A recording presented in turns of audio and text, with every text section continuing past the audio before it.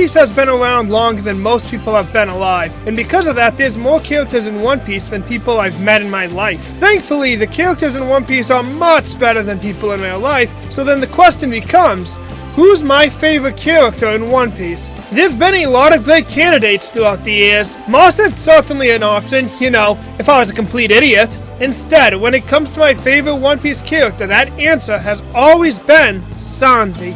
Now, when it comes to Sanji, there's one thing that we have to discuss, and that's his penis. That's right, Sanji is a pervert. It's his primary gag in the series and a common trope in shonen series in general. This is a character trait that can quite easily get annoying, and I know a lot of people who find Sanji annoying. And I won't lie, he has his low points, but I think when it comes to pervert characters, Sanji is the best of his ilk. Let's start by discussing Mineta from My Hero Academia. There's a lot of hate surrounding this little creep because his entire character basically boils down to groping every breast he can. I don't like Mineta. I found his bit in the dorm episode funny, but that's basically where it ends. And a lot of that comes down to his treatment of women and being a prick on the rare times he's not sexually harassing someone. He doesn't display likable characteristics outside of being a pervert, and it's not common that he displays characteristics outside of being a pervert in the first place. Perhaps the worst period for Sanji as a character was immediately after the time skip, where it seemed he was only there to get nosebleeds at every single woman around.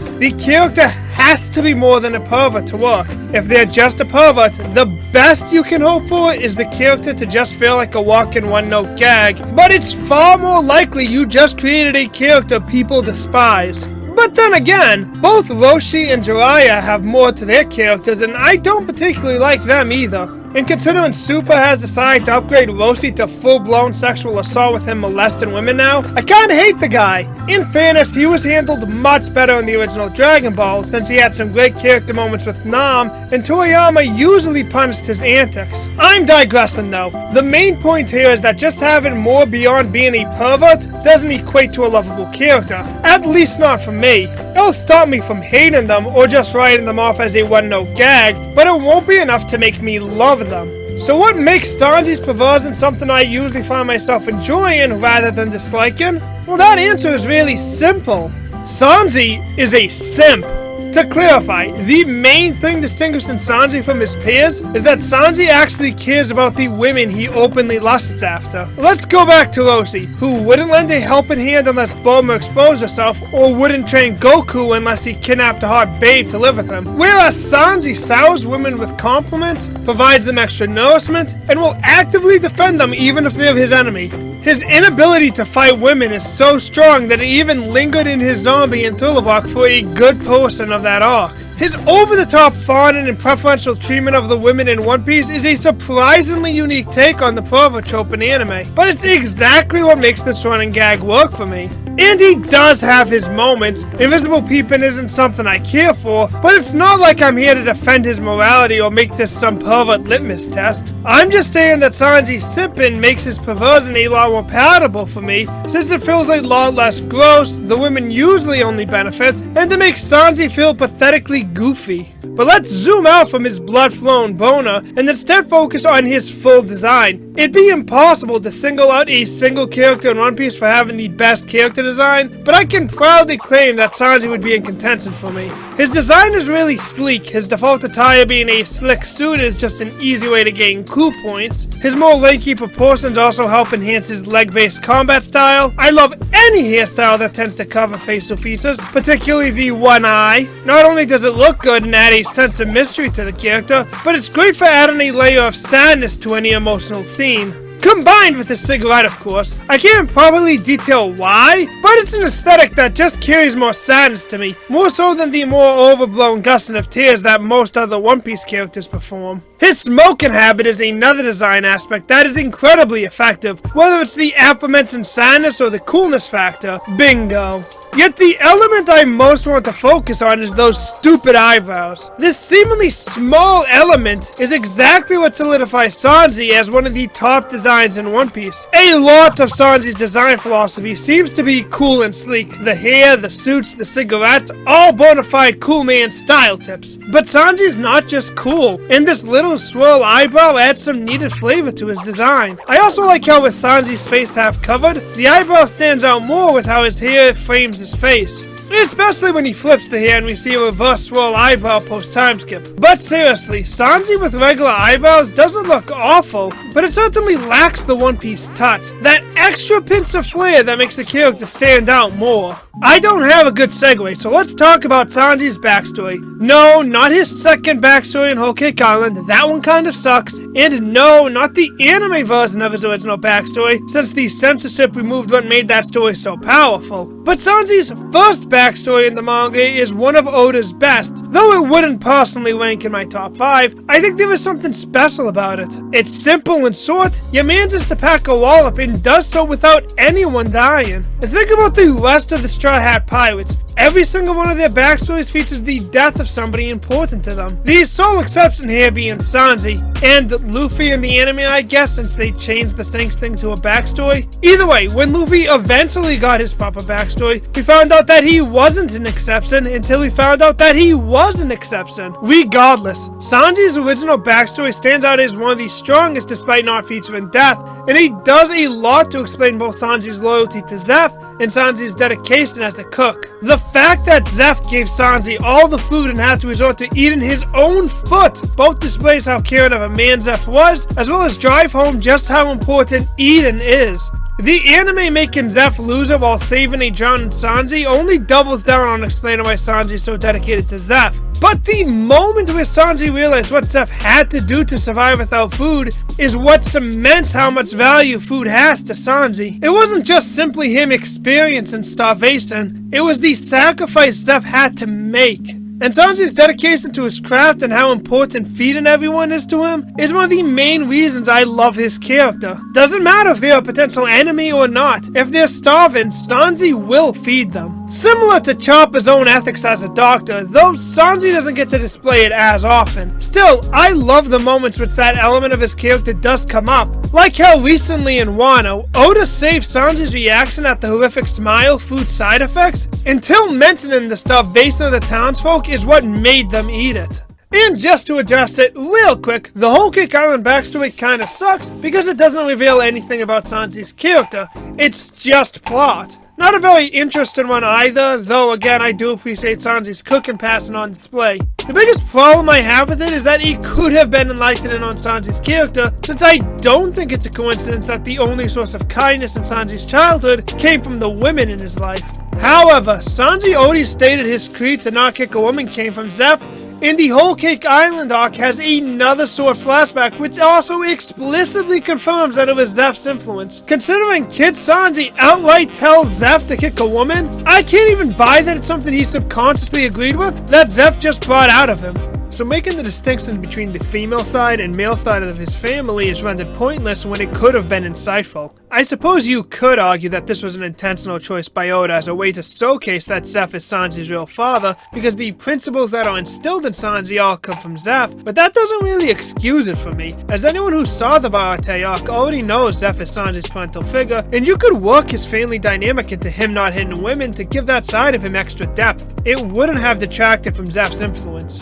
But I digress. This is supposed to be why Sanji is my favorite One Piece character, not my personal disappointments with Whole Cake Island. Though the very fact that he got a second backstory is part of why he's the best. Now we get to talk about how Sanji is great in terms of his role in narrative structure, and I find the very concept of Sanji's hidden past and how it plays out interesting. And that goes back to the women of One Piece and how Sanji is tied to them. One random thing from the SBS I remember is Oda discussing the Straw Hats' bathing schedules. The only ones who bother to bathe every day were Nami and Robin, and our boy Sanji. That's a silly comparison. But when it comes to how the crew's flashbacks play out, the crew all have a similar pattern. The men of the crew have their flashback exposed in their introductory arc. However, when it comes to the women of the crew, it always comes arcs later, and it always comes with a betrayal of the crew that would lead them to breaking down in tears and asking for help in some shape or form. Whether it be Nami directly asking Luffy to help her, or Robin's powerful declaration of wanting to live. And Sanji ends up following this pattern beat for beat.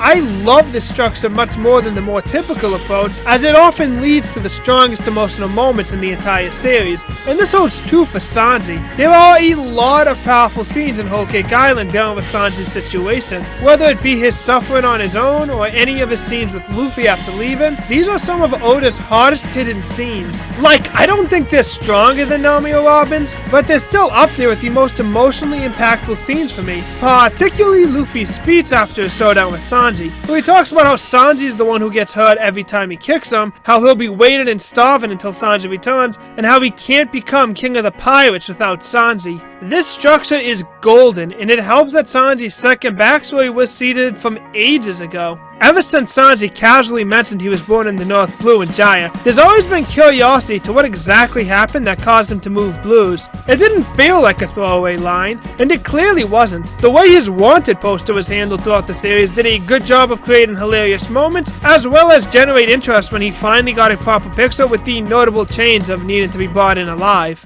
But when we talk about narrative structure, we have to talk about Sanji's role in the One Piece formula. One Piece can be formulaic, and in several of the big arcs you'll often see similar character beats being portrayed and similar narrative functions being utilized. Stuff like Luffy always being the one to take down the big bad, Zoro fighting the swordsman, Chopper's doctoring, Robin not getting enough screen time, and Usopp's codes being tested. However, by far my favorite character-specific role is Sanji as the spy hero. I don't know what made Oda develop this trend, but Sanji has a history of disappearing for a long stretch of a story arc only to reappear as its hero. The earliest example of this can be traced right back to Little Garden, where Sanji is absent from much of the proceedings, but manages to secure an eternal post for Alabasta by the arc's end. And Alabasta has probably his most famous rescue, and for good reason. Him punking Mastermind Crocodile as Mr. Prince is one of the greatest pleasures in One Piece. This doesn't happen every arc, obviously, and it's even something that's become far rarer post-time skip, regrettably. But Sanji still gets those cool tactical rescues even as recently as in Wano, with him saving Momo. Perhaps the strongest tenure for Sanji in this regard is during the CP9 saga, as he gets three notable ones that jump to mind. The first is the already referenced Bingo, one of the coolest scenes in the series. The second comes from saving Usopp from Jabra and reminding the Sniper King that he can snipe. Granted, this moment didn't make use of Sanji's intelligence, so you can argue it doesn't truly count, but still, after a prolonged absence, he returns as the hero, so it's still great even if it lacks the full power. And finally, Sanji closing the gates of justice to bring back the whirlpools. To be honest, stuff like this gets me more hyped than most straight up action sequences. You know what I consider the coolest moment in Attack on Titan? The most exciting part of the series? It's when Armin argues for Eren back in Trost. I always appreciate displays of cunning over displays of power, and for whatever reason, Oda demonstrates this style of victory most often with Sanji. There's still one more narrative advantage Sanji has over the rest of the crew, and that's in his limitations. When it does come time for the displays of power, Sanji has two restrictions that once again are best displayed during the CP9 saga. The first restriction is that Sanji refuses to fight with his hands.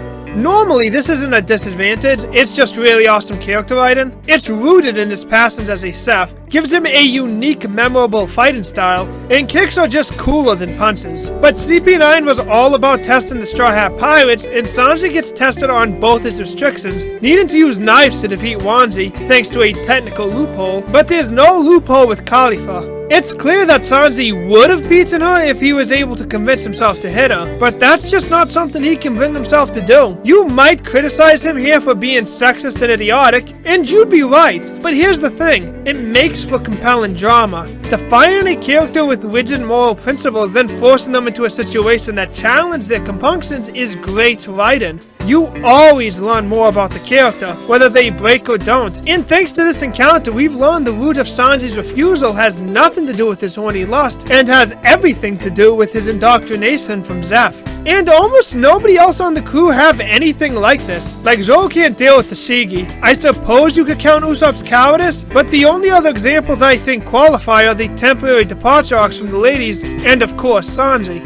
And look, One Piece is plot-driven, and it excels at that. It doesn't need to delve into character drama to be excellent or even craft great characters. But Sanji being arguably the character who gets challenged on a personal level the most is one of the main reasons he's so special. One of many reasons, which I've just finished expressing. Sanji has pretty much always been my favorite One Piece character, and probably always will be.